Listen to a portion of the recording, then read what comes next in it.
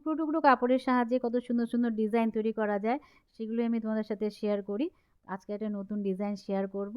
তো দেখো এই যে কাপড়টা রয়েছে এগুলো সব টুকরো আমার। দেখলাম ওই কাপড়টা আমার ৬ ইঞ্চি মতো রয়েছে। আর এখান থেকে কাপড় আমি কি করছি ৩ ইঞ্চির একটা টুকরো কেটে নিচ্ছি। দেখো এটা ৩ ইঞ্চির টুকরো কেটে নিলাম লম্বা মতন।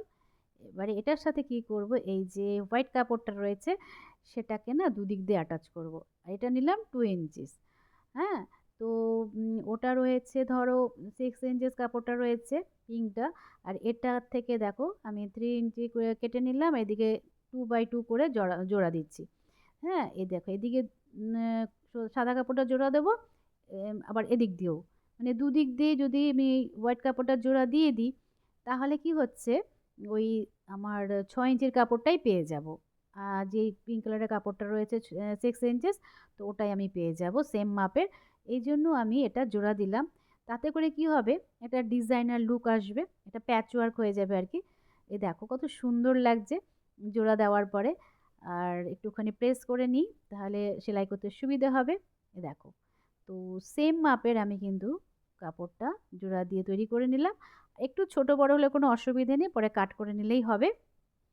এবারে কি করতে হবে এই যে পিঙ্ক কালারের কাপড়টা দেখতে পাচ্ছ, এখান থেকে আমার লাগবে 5টা টুকরো 6 বাই 6 ইঞ্চেস করে, যেহেতু আমি এটা কুশন কাভার তৈরি করছি।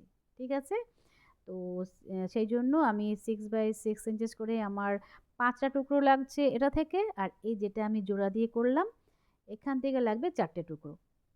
তো এবারে কি করছি প্রথমে আমি সাজিয়ে নেব। ঠিক আছে, যেভাবে আমি সেলাই করবো বা যে আইডিয়াটা আমি নিয়েছি তো সেভাবে প্রথমে সাজিয়ে নিই, তারপরে সেলাই করব। ঠিক আছে, দেখো এইভাবেও রাখা যায়, কিন্তু আমি দেখলাম এভাবে খুব বেশি ভালো লাগছে না, তো এইভাবে যদি দিই তাহলে দেখতে বেশি ভালো লাগছে। তো ওটা যার যার নিজস্ব কি বলবো ব্যাপার, যে যে যেভাবে তোমরা সাজিয়ে করবে। তো দেখো এইভাবে সাজালে দেখো দেখতে বেশি ভালো লাগছে। তো এবারে কি করতে হবে প্রথমে আমি সাজিয়ে নেওয়ার পরে একটার সঙ্গে আরেকটা জোড়া দিতে হবে, সবই তো টুকরো করা। এবারে এদিক থেকে একবার দেখো কাপড়টা নিয়ে দুদিক থেকে কিন্তু জোড়া দিতে হবে। ঠিক আছে, প্রথমে পিন আপ করে নিচ্ছি। হ্যাঁ, এ দেখো প্রত্যেকটা টুকরোকে পিন আপ করে নিলে কি হবে সেলাই করতে তোমার খুব সুবিধা হবে, কাপড়টা ছোট বড় হবে না।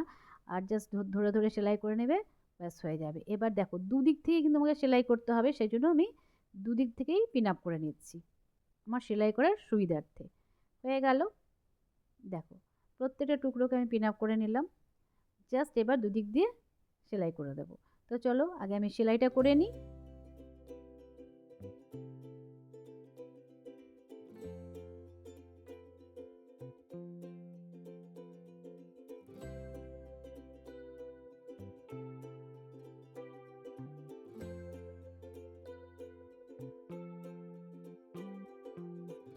ঘরে পড়ে থাকা এরকম টুকরো টুকরো কাপড় জোড়া দিয়েই কিন্তু এই ধরনের ডিজাইন তৈরি করা যায়, প্যাচ ওয়ার্ক আর কি। তো আমি তো যেহেতু কুশন কাভার তৈরি করব, তো সেই জন্য আমি ওই 6 বাই 6 ইঞ্চেস করে কাপড়টা কাটলাম। তো 3টে টুকরো হচ্ছে পরপর, তাহলে 3 6 18। হ্যাঁ, তো আমি 16 বাই 16 ইঞ্চির যেটা করব কুশনটা, সেই জন্য আমার এই মাপটা একদম ঠিকঠাক আছে। কারণ সেলাই করতে গেলে কাপড় একটু কমে যাবে, সেই জন্য আমার কি হচ্ছে সেলাই করার পর দেখবে আরেকটু কমে যাবে, আমি মাপটা পরে দেখাবো তোমাদের। তো প্রথমে দেখো আমি জোড়া দিয়ে নিলাম। এবারে দুটো টুকরো যে পেলাম আমি লম্বা লম্বা সমান করে এবার সেলাই করে দেবো। ঠিক আছে, এ দেখো সেলাই করে দিলে একটার সাথে আরেকটা অ্যাটাচ করে দিলাম।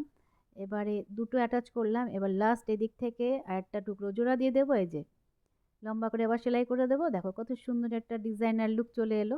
এ দেখো, তো ওটাও সেলাই করে নিচ্ছি এবার। এবারে দেখো ডিজাইনটা কত সুন্দর লাগছে। দেখো সেলাই করার পরে দেখছি আমার 17 বাই 17 ইঞ্চেস কাপড় চারিদিক থেকে পেয়ে গেলাম, মানে চারদিকে সমান হয়ে গেল। এবার কি হবে যেহেতু আমার কুশন কভার হচ্ছে 16 বাই 16 ইঞ্চেস, সেই জন্য আমার জন্য পারফেক্ট হয়ে গেল মাপটা। হুম, আর ব্যাক পার্টটায় দেখো একটা ছোট পার্ট আর একটা টুকরো বড় নিতে হবে।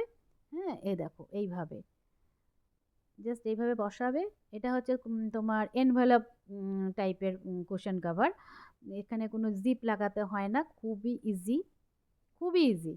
এভাবে করে নিলে দেখো একটা পার্ট ছোট একটা পার্ট বড় নিয়ে প্রথমে আমি যে ওপেন দিকটা থাকবে সেই দিকটা একটুখানি ফোল্ড করে সেলাই করে নিতে হবে। এইভাবে সেলাই করে নিচ্ছি। তারপরে একটার উপর একটা ওভারল্যাপ করে বসিয়ে 4-5টা সেলাই করে দিলে সুন্দর একটা কাভার তৈরি হয়ে যায়। দেখো, এবার 4-5টা সেলাই করে দেবো, হয়ে যাবে। তো আমি সবসময় কী করি, পিন আপ করে নিই, তাহলে সেলাই করতে না খুব সুবিধা হয়। তো কত সুন্দর একটা দেখো কাভার তৈরি হয়ে গেল। মেনলি দেখো ওপর পার্টটা, তাই না? তো সেটাই যদি একটা ডিজাইনার লুক থাকে, দেখতে খুবই ভালো লাগে। আর সেগুলো যদি হয় টুকরো কাপড়ের সাহায্যে, তাহলে তো কোনো কথাই নেই। হ্যাঁ, যে ঘরে পড়ে থাকা যে কোনো কাপড় দিয়ে কিন্তু তৈরি করতে পারবে। তো দেখো চারদিকটা আমি সেলাই করে নিলাম। এবারে যখন আমি সোজা করব, এই কর্নারগুলো না একটুখানি কাট করে নেবে, তাহলে সুন্দর ফিনিশিং আসে। চলো এবার সোজা করে নিই। দেখো কত সুন্দর লাগছে। জাস্ট জোড়া দিলাম, জোড়া দিয়ে একটা কাভার তৈরি করে নিলাম। আর ব্যাক পার্টটা দেখো কত সুন্দর হয়ে গেছে ফিনিশিংটা। এবার একটুখানি প্রেস করে নেব, তাহলে আরও বেশি ভালো লাগবে। দেখো ফাইনাল লুকটা এবার খুবই সুন্দর হয়েছে ডিজাইনটা। মানে আমি যেটা ভেবেছি যে এইভাবে করব, তো ওইটাই আর কি, একবার একটু আইডিয়া করে নিলেই হয়ে যায় ব্যাপারটা। যারা সেলাইয়ের কাজ করতে ভালোবাসো বিশেষ করে, তাদের জন্য তো এটা আইডিয়াল, যে তোমরা যে কেউ মানে বানাতে পারবে, খুবই ইজি। জাস্ট জোড়া দিয়ে আমি যেগুলো খুব ইজি সেগুলোই তোমাদের সাথে শেয়ার করি। তো এবার দেখো কুশনটার মধ্যে ভরে দিচ্ছি। খুবই ভালো লাগছে ডিজাইনটা, মানে আমিও না ভাবিনি যে এত সুন্দর একটা লুক আসবে। যে যেকোনো কাজ করার পর তারপরে তো মানে জিনিসটা বোঝা যায় যে এইভাবে হলো। নাহলে তো প্রথমে জাস্ট আইডিয়া নিয়েছি যে এইভাবে এভাবে করব। তো তারপরে দেখো এত সুন্দর ব্যাপারটা এসেছে, ডিজাইনটা কি বলবো, দারুণ লাগছে বলো।